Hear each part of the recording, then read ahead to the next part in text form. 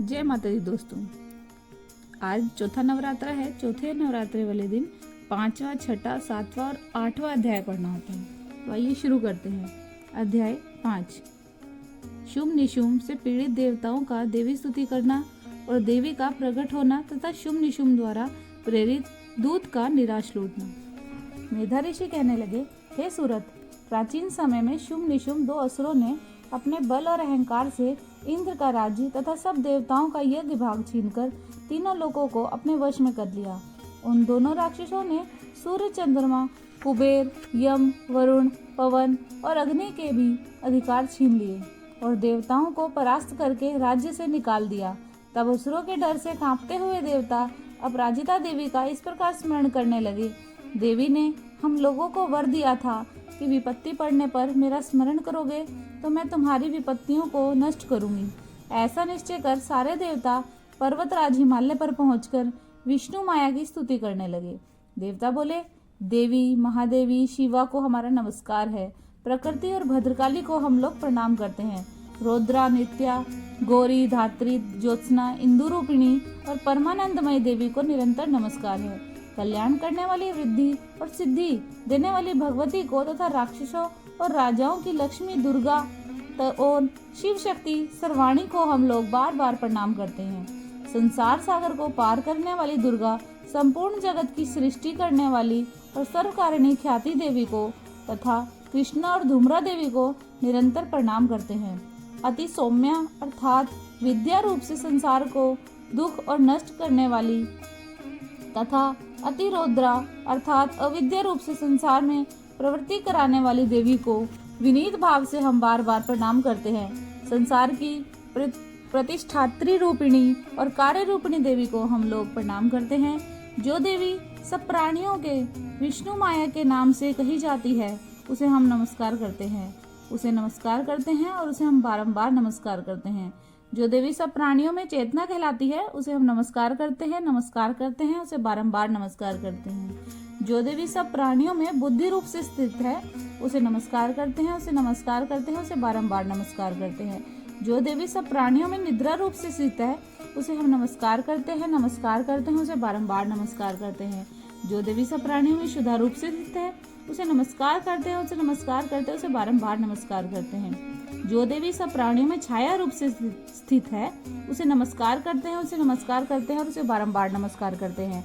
जो देवी सब प्राणियों में शक्ति रूप से स्थित है उसे नमस्कार करते हैं, उसे बारंबार नमस्कार करते हैं।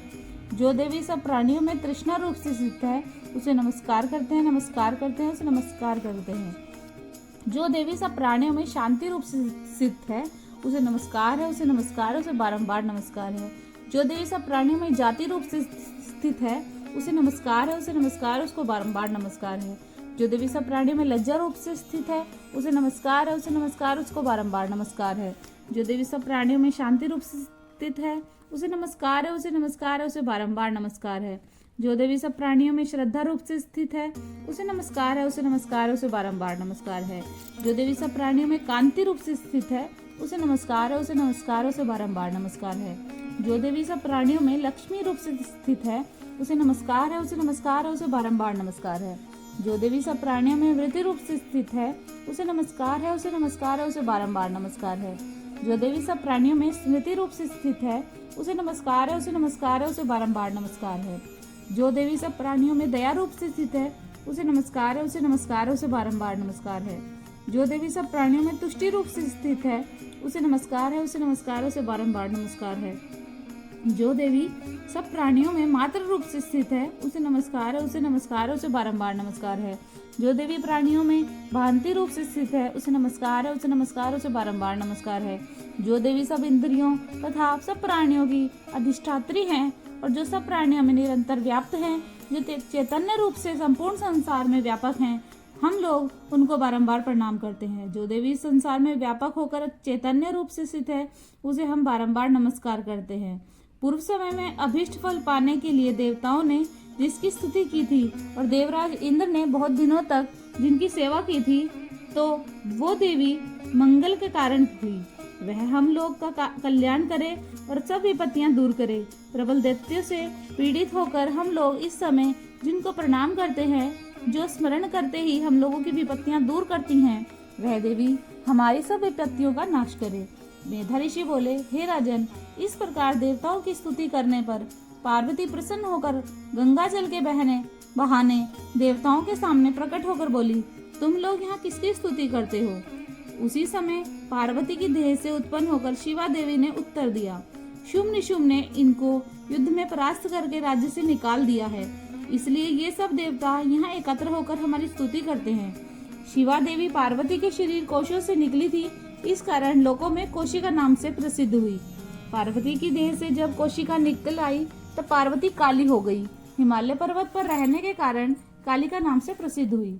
देवयोग से शुम्भ निशुम्भ के सेवकों चंड और मुंड ने परम सुंदरी अंबिका को देखा। उन दोनों ने जाकर शुम्भ से कहा, महाराज, एक परम सुंदर स्त्री हिमालय पर्वत पर बैठी है, वह अपने तेज से उस पर्वत को प्रकाशित कर रही है। हे सुरेश्वर, वैसा सुंदर रूप आज तक हमने किसी का नहीं देखा। आप मालूम कीजिए कि वह कौन है और उसे ग्रहण कीजिए। वह बहुत सुंदर है, सुंदर स्त्रियों में रत्न रूप है। वह अपनी कांति से सब दिशाओं को प्रकाशित कर रही है। आप चलकर उसे देखिए। हे प्रभु, तीनों लोकों में जितने रत्न मणि हाथी घोड़े वे सब आपके ही पास हैं। आप हाथियों में श्रेष्ठ ऐरावत हाथी, घोड़ों में श्रेष्ठ उच्चश्रवा घोड़ा और पारिजात वृक्ष इंद्र से छीन लाए हैं। ब्रह्मा का हंसयुक्त अद्भुत विमान भी आपने बलपूर्वक लाकर घर में रखा है, जो अब तक मौजूद है। महापद्म नामक निधि जो सब निधियों में श्रेष्ठ है, उसे भी आप कुबेर से छीन लाए हैं। समुद्र ने डर के फूले हुए सुंदर कमलों की किंजिकलिनी माला आपको दी है।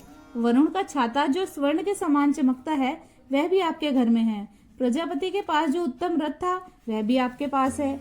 यमराज की उक्ता कांतिदा नामक शक्ति भी आप छीन लाए हैं। वरुण का पाश आपके भाई निशुम्भ ने छीन लिया है और अपने घर में रखा है।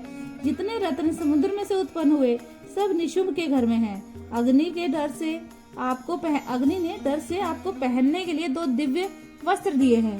हे दैत्येंद्र, इस तरह और भी सब रत्न आप छीन लाए हैं, फिर इस स्त्री रत्न को क्यों नहीं ग्रहण करते? मेधा ऋषि बोले, हे राजन, चंडमुंड की यह बात सुनकर शुम्भ ने सुग्रीव नामक एक दूत को देवी के पास भेजा और उससे कहा, मेरी यह आज्ञा है, उसको सुनाओ। जिस तरह वह राजी होकर चली आवे, उसी तरह ले आओ। वह दूत हिमालय पर देवी के पास जाकर कोमल और मधुर वचन बोला। दूत ने कहा, हे देवी, दैत्यों के राजा शुम्भ इस समय तीनों लोकों का स्वामी है। उनका भेजा हुआ दूत मैं आपके पास आया हूँ। उन्होंने सब देवताओं को जीत लिया है और कोई देवता उनकी आज्ञा नहीं टाल सकते। उनका संदेश मैं आपसे कहता हूँ, सुनिए। उन्होंने कहा है, हम तीनों लोगों के राजा हैं, सब देवता हमारे वश में हैं। देवताओं के यज्ञ भाग भी हम ही लेते हैं। तीनों लोगों में जितने श्रेष्ठ रत्न हैं, वे सब हमारे पास हैं। हाथियों में श्रेष्ठ ऐरावत हाथी हमने इंद्र से छीन लिया है। समुद्र मंथन में से जो उच्चश्रवा घोड़ा निकला था, उसे भी देवताओं से हमने प्रणाम करके ले लिया है। हे सुंदरी, देवताओं, गंधर्वों और नागों के पास जितने रत्न थे, वे सब इस समय हमारे पास हैं। हम तुमको सब स्त्रियों में रत्न रूप समझते हैं, इसलिए तुम हमारे पास चली आओ, क्योंकि इस समय सब रत्नों का भोग हम ही करते हैं। तुम चाहे हमारे पास रहो या हमारे छोटे भाई पराक्रमी निशुम्भ के पास, जहाँ तुम्हारी इच्छा हो वहाँ तुम रह सकती हो। हमारे पास रहोगी तो तुमको अतुल ऐश्वर्य प्राप्त होगा। इन बातों का विचार करके तुम हमारी स्त्री बनो। ऋषि बोले। दूत के यह कहने पर जगदात्री भगवती दुर्गा मुस्कुराकर गंभीर शब्द बोली। देवी ने कहा, तुमने जो कहा वह सब सत्य है, उसमें झूठ नहीं। शुम्भ और निशुम्भ दोनों तीनों लोकों के राजा हैं, किंतु मैंने भी अल्प बुद्धि के कारण जो एक प्रतिज्ञा की है, उसे किस प्रकार मिथ्या करूं? वह प्रतिज्ञा सुनो। जो युद्ध में मुझे जीत लेगा, जो मेरा दर्प तोड़ दे, अर्थात जो मेरे समान बलवान हो, वही मेरा पति होगा। इसलिए महाअसुर शुम्भ तथा निशुम्भ दोनों में से कोई भी यहाँ आवे और मुझे युद्ध में जीतकर शीघ्र ब्याह ले। दूत ने कहा, हे देवी, हमारे सामने ऐसे घमंड की बातें ना कर। तीनों लोकों में ऐसा कोई भी समर्थ पुरुष नहीं है जो युद्ध में शुम्भ निशुम्भ के सामने ठहर सके। उनसे लड़ना तो दूर, दूसरे राक्षसों के सामने भी देवता युद्ध नहीं कर सकते। फिर तुम तो स्त्री हो और अकेली हो, कैसे उनसे युद्ध करोगी? जिन शुंभ आदि असुरों से इंद्र आदि देवता मिलकर भी युद्ध न कर सके, तुम स्त्री होकर उनके साथ कैसे युद्ध करोगी? मेरा कहा मान, तुम शुंभ निशुंभ के पास चली जाओ, नहीं तो तुम्हारा अपमान करके तुम्हारे बाल पकड़कर ले जावेंगे। देवी ने उत्तर दिया, सत्य है, शुंभ निशुंभ ऐसे ही पराक्रमी हैं, पर क्या करूं, मैं पहले ही भी बिना विचार किए ऐसी प्रतिज्ञा कर चुकी हूँ। अब तुम जो चाहो सो करो। मैंने कहा है वह सब असुर से कह दो, वह जो ठीक समझेंगे सो करेंगे। इस प्रकार देवी दूत संवाद नामक 5वां अध्याय संपूर्ण हुआ। बोलो श्री अम्बे माते की जय। अध्याय 6 सेनापति धूम्रलोचन का वध होना। ऋषि बोले, देवी के वचन सुन दूत क्रोध से भरकर लौट गया और दैत्यराज का विस्तार से सब कुछ सुना दिया। दूत ने इस प्रकार असुर को सुनाया कि राजा शुंभ क्रोधित हो गए और सेनापति धूम्रलोचन से बोले, हे धूम्रलोचन, तू शीघ्र सेना सहित जा और उस दुष्टा को शक्ति से बाल खींचते हुए ले आ।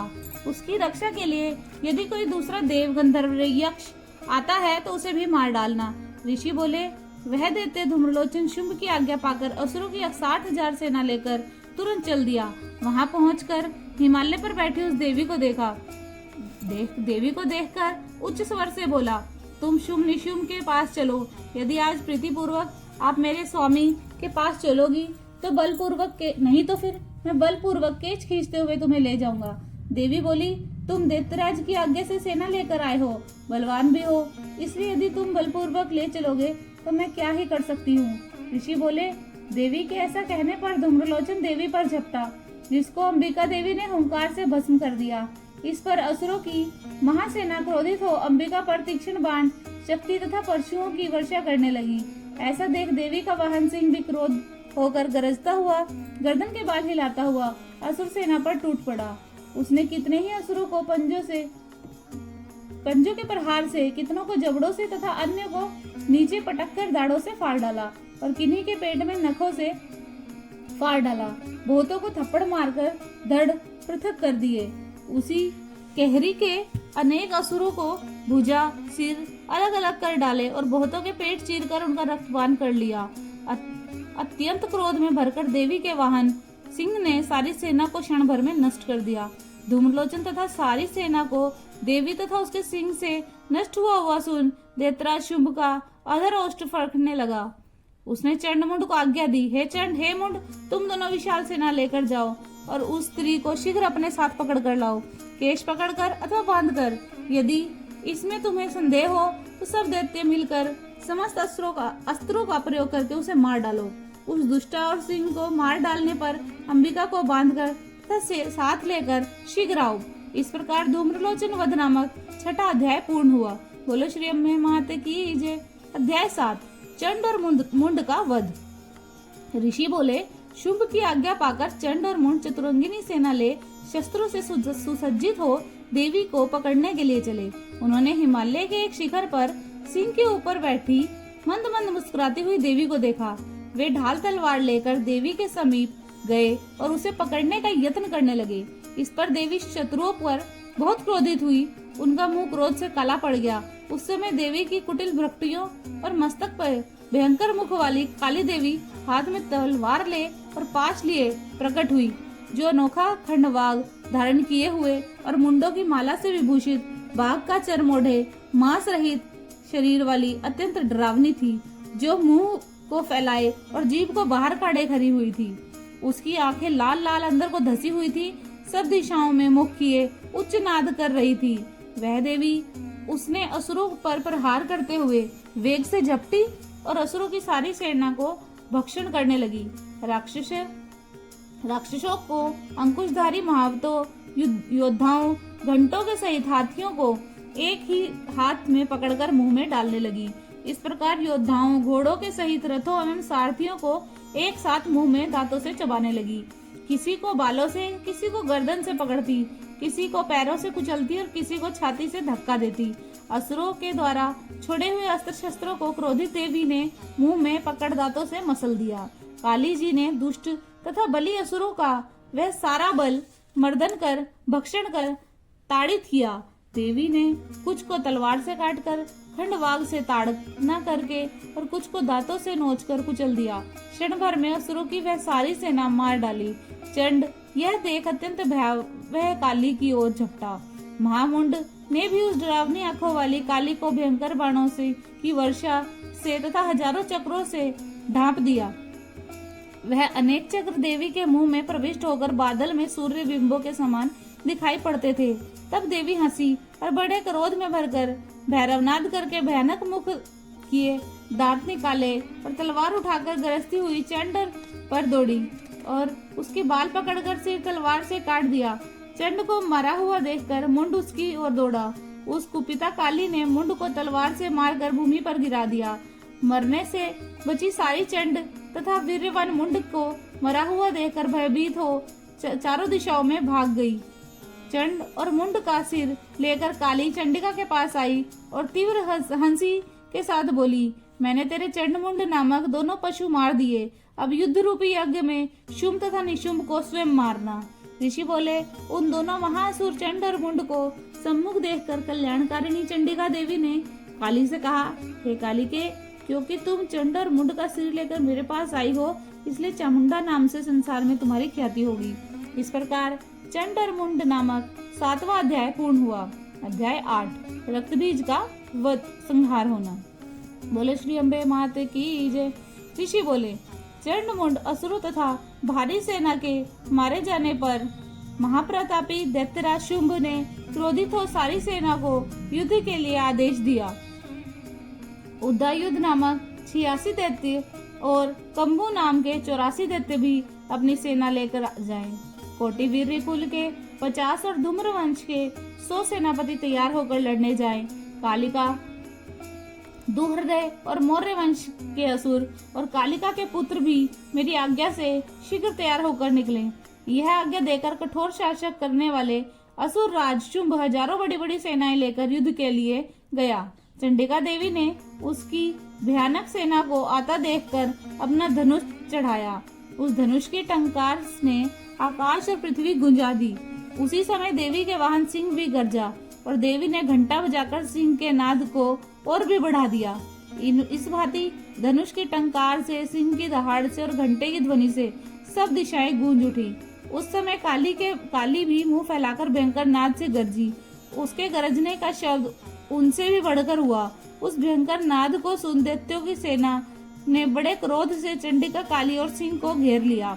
हे राजन, इसी बीच में असुरों का विनाश और देवताओं का कल्याण करने के लिए अत्यंत बल एवं पराक्रम से संपन्न होकर ब्रह्मा, शिवा, स्वामी कार्तिकेय, विष्णु और इंद्र की शक्तियां उनकी देह से निकलकर उन्हीं देवताओं के समान रूप धारण करके चंडिका के पास आई। जिस देवता का जैसे स्वरूप था, जैसे आभूषण और वाहन थे, उसी के समान उनकी शक्ति असुरों से युद्ध करने आई। ब्रह्मा की शक्ति ब्रह्माणी हाथ में कमंडल और अक्षमाल लेकर और हंस युक्त विमान पर बैठकर आई। महेश्वर की शक्ति महेश्वरी त्रिशूल धारण कर बैल पर बैठकर आई और उनके हाथ में सांप लिपटा हुआ था और ललाट पर चंद्र रेखा सुशोभित थी। कार्तिकेय की शक्ति कुमारी हाथ में शक्ति लेकर मोर पर चढ़कर दैत्यों से युद्ध करने के लिए आई। उसी प्रकार विष्णु की शक्ति वैष्णवी शंख चक्र गदा शांग्र धनुष और खंग लेकर गरुड़ पर सवार होकर आई। यज्ञ वराह रूपी भगवान विष्णु की शक्ति वराही वैसा ही रूप धारण कर आई।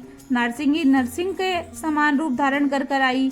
उसकी गर्दन के बाल हिलाने से नक्षत्रगण हिलने लगे। इंद्र की शक्ति इंद्राणी हाथ में वज्र ले सहस्त्र नेत्रों से सुशोभित ऐरावत पर सवार होकर आई। उन देव शक्तियों के बीच में खड़े होकर शिवजी ने चंडिका से कहा कि असुरों को शीघ्र मारकर मुझे प्रसन्न करो। उस समय चंडिका देवी ने के शरीर से अत्यंत भयानक सैकड़ों गीदड़ियों की भांति हूं की नाद करती हुई उग्र चंडिका शक्ति प्रकट हुई। उस अपराजिता देवी ने धूम्रवर्ण जटाओं से सुशोभित शिवजी से कहा, भगवान, आप दूत रूप से शुंभ निशुंभ के पास जाइए। अति गर्वित शुंभ निशुंभ और युद्ध के लिए उपस्थित अन्य दानवों से कहिए, हे दानवों, तुम यदि जीवित रहना चाहते हो तो पाताल को चले जाओ। तीनों लोकों के राज्य इंद्र को दे दो और देवता अपना अपना यज्ञ भाग ले लें। और यदि तुम अपने बल का दर्प में चूर हो और युद्ध करना चाहते हो तो आओ, तुम्हारे मांस से हमारी योगिनियां तृप्त होगी। देवी ने स्वयं शिवजी को दूत कार्य में नियुक्त किया, इसलिए वह शिवदूती के नाम से प्रसिद्ध हुई। शिव के मुंह से देवी की यह बात सुनकर दैत्य कुपित हो देवी के पास गए। क्रोध से व्याकुल वे असुर बाण, शक्ति और रिष्टि आदि अस्त्र देवी पर बरसाने लगे। देवी ने उनके चलाए हुए बाण, शूल, शक्ति और परशु आदि अस्त्रों को अपने बाण से अनायास काटकर गिरा दिया।